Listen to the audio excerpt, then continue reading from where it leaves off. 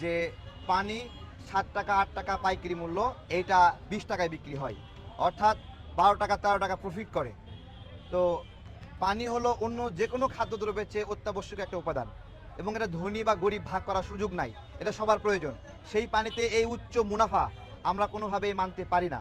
আমরা ভোক্তা অধিকারকে বলেছি, আপনারা ডিমের দাম 1 টাকা 2 টাকা বৃদ্ধি করলে যেভাবে জরিমানা করেন, পানির দাম এরকমভাবে বাড়ালো যে আপনারা কোনো ব্যবস্থা নেননি কেন, যে আপনারা কি করবেন? আমরা 3 দিনের সময় দিয়েছি, তৃতীয় রমজানে আমরা আসবো আবার। এই 3 দিনের মধ্যে তারা কি আপডেট নিল এটা আমরা জানতে চাইব। আমরা ভোক্তা অধিকারকে বলেছি যে আমাদের যে হোটেলগুলো আছে, দোকানগুলো আছে, সুপার শপ আছে, এগুলো ইসরায়েলি পানির কোম্পানিগুলো সিন্ডিকেট করে চুক্তিবদ্ধ করে দেশীয় পানি বেচতে দেয় না। নিয়ম করতে হবে, আইন করতে হবে, প্রত্যেক হোটেল দোকান সুপার শপে অন্তত 2টা দেশীয় ব্র্যান্ডের পানি রাখতেই হবে, তারা রাখতে বাধ্য।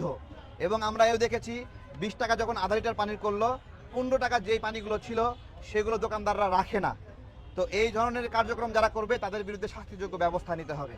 আমরা ভোক্তা অধিকারকে বলেছি যে আপনারা সব সময় দেখি সফল, আপনারা সফল, আপনাদের অনেক সফলতা সবাই বাহাবা দিচ্ছে, তাহলে আপনারা এত সফল যদি হন তাহলে দ্রব্যমূল্য নিয়ন্ত্রণ করতে পারেন না কেন? এটা একটা অদ্ভুত সংগঠন, যারা সফল না কিন্তু মানুষ অনেক প্রশংসা করে, বাহাবা দেয়। আমরা 70 টাকা কেজি যখন আলু কিনছি, ওইটাও ভোক্তা অধিকারের ব্যর্থতা। আবার যখন কৃষক 10 টাকা কেজি আলু বিক্রি করতেছে, 13 টাকা কেজি আলু বিক্রি করতেছে, ওইটাও ভোক্তা অধিকারের ব্যর্থতা, কারণ কৃষক সঠিক দাম পাচ্ছে না। 2 জায়গাতেই ব্যর্থ হয়েছে, অথচ তারা অনেক প্রশংসিত হয়। এইগুলো সমাধান করার আমরা আহ্বান জানিয়েছি। আজকে 3 রমজানে আবার এখানে দেখা হবে, আবার দেখা হবে। আমরা দেখতে চাই এই 3 রমজানের মধ্যে তারা কি ব্যবস্থা নিল, এটা আমরা দেখবো ইনশাল্লাহ। আমরা দেখেছি ডিম সহ বিভিন্ন নিত্য প্রয়োজনীয় দ্রব্যে 1 টাকা 2 টাকা বা 3 টাকা বেশি হলে জরিমানা করা হয়, এটা আমরা দেখেছি। কিন্তু আপনাদের কাছে একটা প্রশ্ন রাখি, পানি বেশি জরুরি না ডিম বেশি জরুরি? তাহলে পানির মতো অতীব জরুরি জরুরি যে আমাদের একটা জীবন রক্ষার একটা উপাদান পানি, সেই পানিতে 7 টাকা 8 টাকা হলো পাইকারি মূল্য, সেটা 20 টাকা করে এমআরপি দিয়ে বিক্রি করে। আমরা এটা কোনোভাবেই মেনে নিতে পারি না।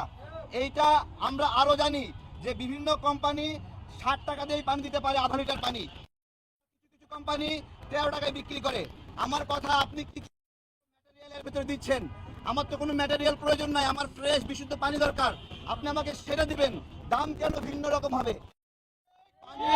পানির খুচরা এবং অভিন্ন হতে হবে, এটা হলো আমাদের একটা কথা।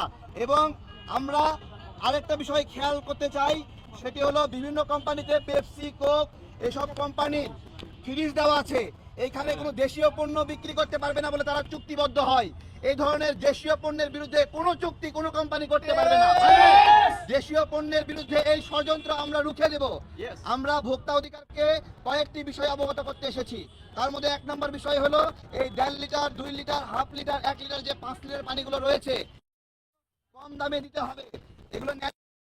আরেকটা বিষয়, প্রত্যেকটা হোটেল এবং সুপার শপে এই যে সিন্ডিকেট করে দেশীয় পানি বিক্রি করে বাধ্যতামূলকভাবে দেশের কোম্পানি পানি বেচতে পারবে না।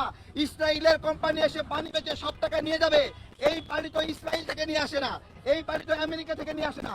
আমার মাটির নিচের পানি বিদেশি কোম্পানি তুলে সিন্ডিকেট করে চুক্তি করে এখানে আমাদের কাছে বিক্রি করবে, আর দেশীয় পানি বিক্রি হবে না।